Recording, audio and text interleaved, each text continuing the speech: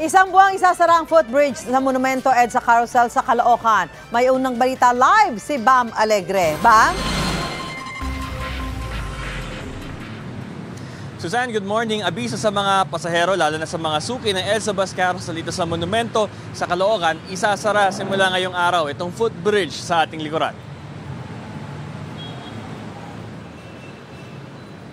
May malaking paskil na para bigyan paunawa ang mga pasahero. Off-limits muna ang footbridge na ito sa EDSA MCU o Manila Central University Hospital sa Caloocan.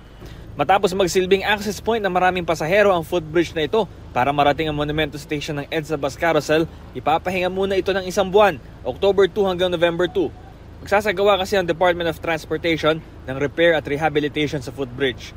Pagbubutihin ng surveillance system, palalawakin ng mga istasyon at titiyaking accessible ito sa mga persons with disabilities o PWD. Bahagi ito ng pangmalawakang rehabilitasyon ng EDSA Busway. Habang sarado, pansamantala munang gagamitin ang footbridge sa EDSA Boni Serrano para makarating ang mga pasahero sa EDSA Bus Carousel.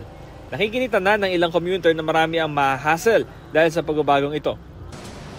Sa tingin ko po marami taong matatamaan eh.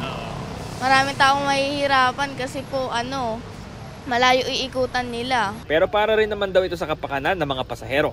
Okay lang siguro for safety naman para maayos yung footbridge.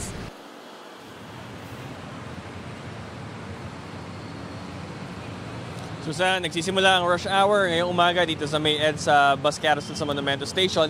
Pero maraming sasakyang bus na nakapila sa mga oras na to. Yun nga lang, itong tagpo sa ating likuran kung saan na nagagamit yung overpass ay hindi muna masasaksihan ng marami once sinimulan na itong sarhan.